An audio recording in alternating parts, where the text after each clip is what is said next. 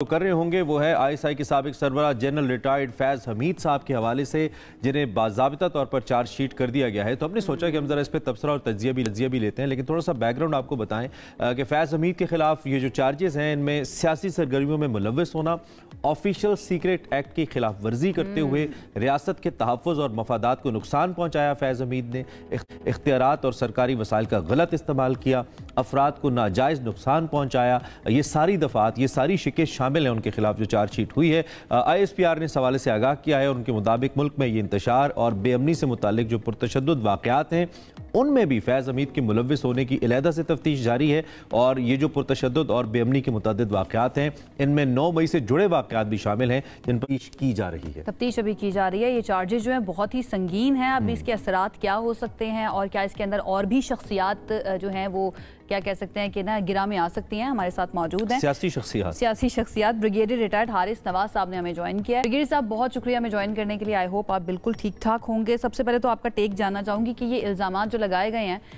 फैज़ हमीद साहब पर बहुत ही संगीन है।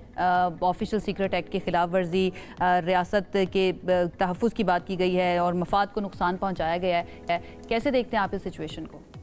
देखें, ये एक बहुत सीरियस सिचुएशन हुई है, ख़ास तौर पे जब इतने सीनियर ऑफिसर के खिलाफ कोई चार्जेस लगते हैं तो 100% पहले ये यकीन कर लिया जाता है कि वाकई ये सारे इल्ज़ामात सही हैं और प्रोसिक्यूशन की तमाम एविडेंस मौजूद है जिसके उनके खिलाफ कार्रवाई हो सकती है। और सेकंड, इसमें मल्टीपल चार्जेस जो हैं, इसमें सबसे इम्पोर्टेंट चार्जेस हैं वो ये कि आपने दौरान ये जो रिस्ट्रिक्शन होती है 2 साल के रिटायरमेंट के बाद कि आप किसी सियासी सरगर्मी में हिस्सा नहीं ले सकते, उसमें आपने ये काफ़ी ज़्यादा ऑफेंसेस आपके ऊपर कि आपने सियासी सरगर्मी में हिस्सा लिया और साथ ही इससे पहले भी अगर याद हो सर्विस के दौरान भी आपने इख्तियारात का नाजायज़ इस्तेमाल किया और आपने एक टॉप सिटी इंसिडेंट था उसके अंदर भी काफ़ी ज़्यादा प्रॉब्लम हुई। थर्ड बात ये कि ये रिलीज में बताया कि प्रूफ हो गया तकरीबन कि आपने जो 9 मई में आपने बहुत आपका किरदार है इसके अंदर, जो फौज के खिलाफ जो कुछ हुआ, आवाम को लड़ाने की कोशिश की गई, अफरा तफरी फैलाई, इंतशार फैलाया, फौज में डिसेक्शन की कोशिश की जो कि बहुत ही सीरियस ऑफेंस भी है और मुल्क के लिए नाकाबिल तलाफी नुकसान होता अगर ऐसी। और फिर तीसरी ये है कि तमाम जिसमें 9 मई की बात कर लें या उसके बाद जो 22 नवंबर को हुआ जब चीफ ऑफ स्टाफ की प्रमोशन की अपॉइंटमेंट, उस वक्त जो आपने किया, और he was in getting direct orders from बानी PTI इमरान खान से और उनकी कुछ पॉलिटिकल और लीडर से उनसे डायरेक्ट। अच्छा, so this is so unfortunate. एक तो अब अगले सवाल के 2 हिस्से हैं। पहले तो ये कि चार्जशीट जब हो गई है तो इसका मतलब है ये प्रोसेस मुकम्मल हो गया। कल मैं फैसल बाउडा की एक प्रेस कॉन्फ्रेंस सुन रहा था, उसमें उन्होंने कहा कि ये आगाज़ नहीं है, ये इख्तिताम है, चार्जशीट लग गई है। एक तो हमें आप थोड़ा मिलिट्री प्रोसीजर्स के हवाले से अगर फर्दर बता पाएँ कि अब अगला प्रोसीजर क्या होगा फील्ड जनरल कोर्ट मार्शल के हवाले से, और फिर दूसरा ये कि जिन सियासी शख्सियात जिसमें तहरीक इंसाफ के चेयरमैन, फॉर्मर चेयरमैन का जिक्र आपने किया कि उनसे ये बराह रास्त राब्ते में थे, हिदायत ले रहे थे, फिर जाहिर बात है अब तो कड़ियाँ उनसे मिल रही हैं तो ये सज़ा का दायरा उन तक भी जाता नजर आता है। इस पर भी अपना टेक दीजिए, दोनों पे बताइएगा। एक तो फील्ड एंड कोर्ट मार्शल का मतलब, चार्जशीट सर्व होने का मतलब होता है कि आपका जो कोर्ट मार्शल का एक बोर्ड कॉन्स्टिट्यूट होता है वो बन गया हुआ है। ओके। इसमें 2 स्टार या 3 स्टार के साथ एक हमारा जज एडवोकेट जनरल ब्रांच है GHQ में जो लीगल मैटर्स को देखते हैं, उनका सीनियर ऑफिसर भी साथ होगा मुआवनत के लिए प्रेसिडेंट की। नंबर 2 कि आप FTCM स्टार्ट होगा फील्ड एंड कोर्ट मार्शल, जिसमें इनको जो जनरल फैज़ हमीद को पूरा हक दिया जाएगा जो उनके राइट से मिलेंगे। ये अपने मर्जी का डिफेंस लॉयर रख सकते हैं, सिविलियन जिसको मर्जी रख लें। अच्छा। नंबर 2, ये जितनी अपनी सफाई में गवाह पेश कर रहे हैं डिफेंस में वो पूरे पेश कर सकते हैं, इनकी फैमिली अटेंड कर सकती है कोर्ट मार्शल। ओके। उसके बाद प्रोसिक्यूशन अपना काम करेगी। तो जल साहब एक क्विक इसमें ज़िमनी सवाल ये है कि अमूमी तौर पे हमारे जो सिविल केसेस हैं वो तो सालों चल जाते हैं और लोग इसमें बहुत सारी ऐसी चीज़ें निकाल के ले आते हैं। सिविल केसेस की मैं बात करूं जिससे केसेस लंबे हो जाते हैं, टाइम गेन करते हैं।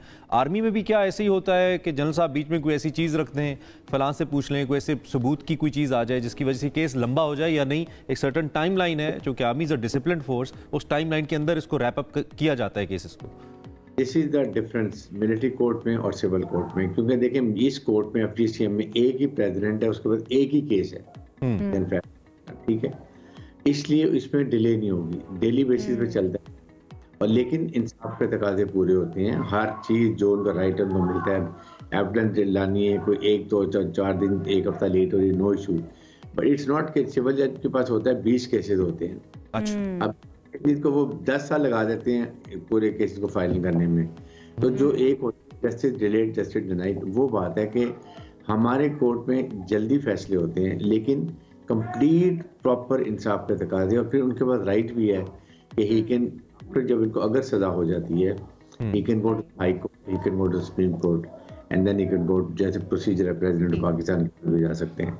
तो इसमें ये कोई प्रॉब्लम नहीं है। लेकिन एक बात याद रखें, प्लीज अंडरस्टैंड, आपके सामने सीरिया में देखें किस तरह इजराइल ने जाके गोलान हाइट पर कब्जा कर लिए, इराक में देखें, गाजा में फौज नहीं है तो लोग बेचारे भूखे मर रहे हैं, और वो जाके अब देखें कि कैसे डबल ओटी की लाइनों पे लाइनें लगी हुई हैं। खुदा आपके मुल्क में आपकी फौज स्ट्रॉन्ग है। Of course it's very important. Quickly भाई साहब, वो जो दूसरा हिस्सा था, क्या अब ये सिलसिला तहकीकात का बानी तरीके इंसाफ इमरान खान तक भी जा सकता है? चूंकि हिदायत तो उनसे ले रहे थे, ये 9 मई से तो उनका भी बराह रास्त ताल्लुक बताया जाता है। उन्होंने खुद भी कहा था कि ये बनाया ही केस इसलिए गया है कि इनको वादा माफ गवाह बनाया जा सके। इस बारे में क्या कहेंगे? वादा माफ गवाह तो नहीं है, कोर्ट मार्शल स्टार्ट हुआ है, लेकिन डेफिनेट बट मेरी एनालिसिस भी यही है कि अब क्योंकि ये डायरेक्ट ऑर्डर्स उनसे ले रहे थे, वो इंस्ट्रक्शन दे रहे थे, और उनके साथ और भी पॉलिटिकल जो अंडरग्राउंड इनके हैं वो भी हो सकता है शामिल हो। अच्छा। मुराद, आपके मुराद हैं, उसके बाद हमाद अजहर हैं, और इस तरह के लोग। ये इत्तलात हैं आपके पास सोर्सेस से, या आपका तज्जिया?